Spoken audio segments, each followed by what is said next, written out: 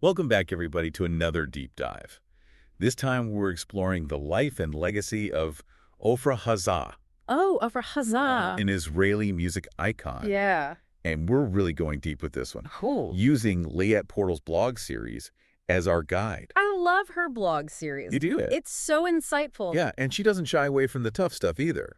No, she doesn't. Like Haza's personal life, all the pressures she faced, even the tragic circumstances surrounding her death. Right, and that's what makes it so compelling.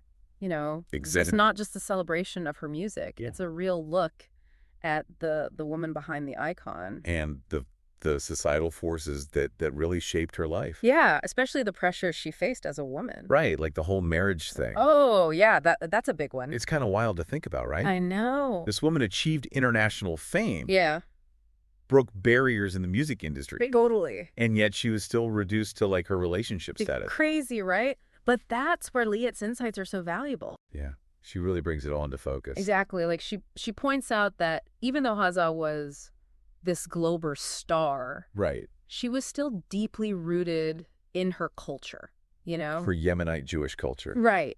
Exactly. where marriage and family are like everything.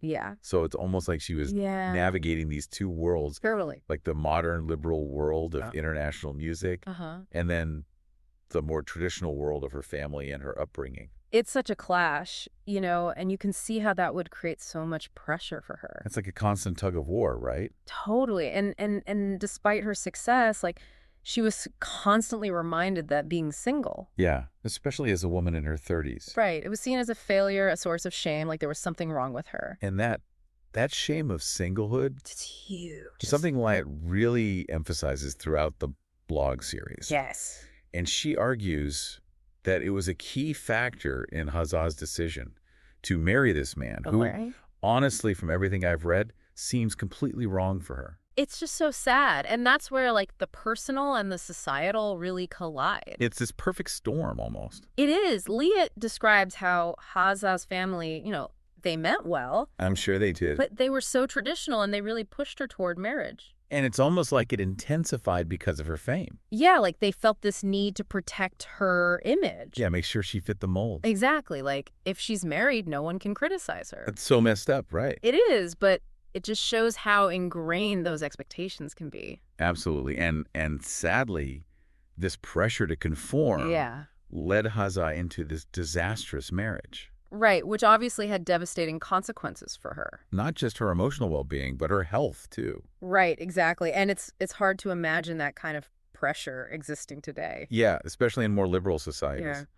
But Liat argues that while things have changed, for sure, Yeah. that shame of singlehood, especially for women from conservative backgrounds, Yeah. it hasn't completely vanished. Not at all. And this is where Haza's story, it really resonates with contemporary issues, It does, yeah. particularly for women in the Arab and Muslim world. Where those cultural expectations are still so strong, So strong. Yeah, even as women are achieving more, educationally, professionally, they still face that pressure. to prioritize marriage and family. Yeah, above all else. And it's fascinating to see this parallel I know. between Haza's experience coming from Yemenite Jewish culture Right. and the experiences of many Arab and Muslim women today. Yeah, it's like despite those differences, In religion, in specific cultural practices, there's this shared pressure. to conform to these traditional gender roles And it can have such a profound impact. on women's choices, Their options, their freedom, pushing them into situations that can be really harmful. even dangerous. Yeah, and Haza's story is such a stark reminder of that. It is. And it raises the question, what lessons can women learn from her experience? From all cultures where these pressures exist. Yeah, what can we do to break free from these expectations? And create a world where women are truly empowered. To choose their own paths. Liat suggests that recognizing those cultural norms Yeah. is a crucial first step. Being aware of how they influence our decisions. Even when we think we're acting independently. Exactly. It's about questioning those ingrained beliefs. About marriage, about what it means to be a successful woman. And challenging those narratives that prioritize conformity over happiness. It's about starting those conversations. Open and honest conversations. Within families, within communities. Haza's story shows what can happen when we stay silent. When we're afraid to confront those expectations. Yeah, we need to create spaces where women can can share. Their experiences, their struggles, their aspirations. Without fear of judgment. Support each other, empower each other. To break free from those limiting beliefs. And to find success on our own terms. Instead of viewing singlehood as a failure. Right. We can celebrate it. For what it is. As a time for self-discovery, for personal growth. For pursuing passions, goals. That might have been put aside. Exactly. For the sake of marriage. It's about recognizing that marriage is just one path. Among many. And it's not the only path to a fulfilling life. Exactly. And it's about creating a world where women are empowered to make those choices freely. Without the burden of shame. The pressure to conform. Haza's story, as tragic as it is, it's a catalyst for change. It reminds us that even facing immense pressure, we have the power to choose. Our own paths. Define our own happiness. Create a future where women are free. To live authentically. Achieve their full potential. And that's what we're talking about today. On this deep dive. Into the life and legacy of Ofra Haza. This incredible woman who dared to dream. Who broke barriers. Who touched the world with her voice. But whose story is also a cautionary tale. A reminder of the invisible forces that can shape our lives. And the importance of fighting for our right. To choose our own path. To define our own happiness. But to be free. To be ourselves. So, we talked about the pressure to marry. Yeah, how that played a role in Haza's life. That pressure to conform to fit these societal expectations. Right. It had this ripple effect. Like a domino effect almost. Yeah, and it extended far beyond her marriage. You're talking about her struggle with HIV, right? Yeah. Liat's blog really brought that to light. It's a tough topic, but it's so important. It is. I mean, to think that she contracted the virus. Most likely from her husband. Right, and kept it a secret. Because of the stigma, the judgment. Imagine that. I mean, this was the late 90s.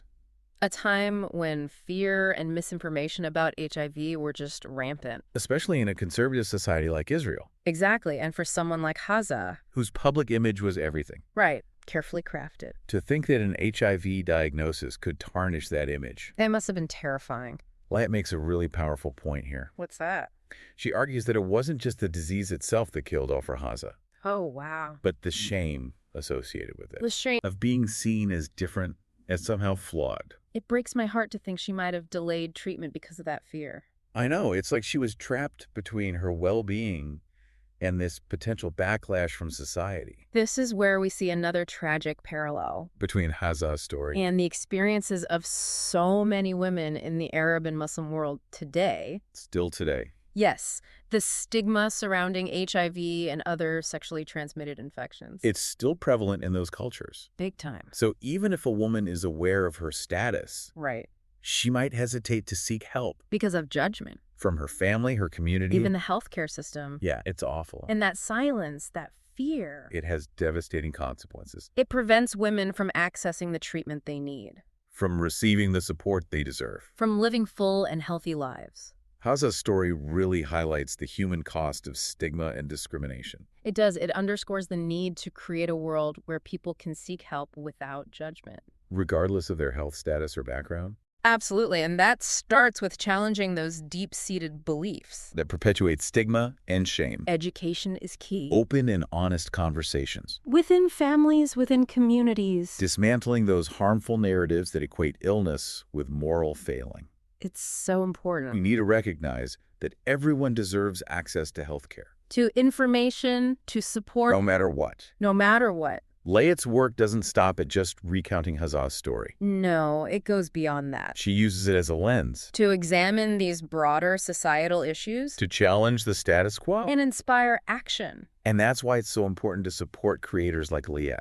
100%. She's amplifying marginalized voices. Starting crucial conversations. And advocating for a more just and equitable world. I'm so glad you brought that up, because if you're moved by Ofra Haza's story, if you're passionate about these issues, then I urge you to support Liat's work. Subscribe to her YouTube channel, follow her on social media, share her content, spread the word. And the best way to support her right now is to help her win that Rising Star Award nomination. On YouTube. Yes, every subscriber counts. Your support makes a difference.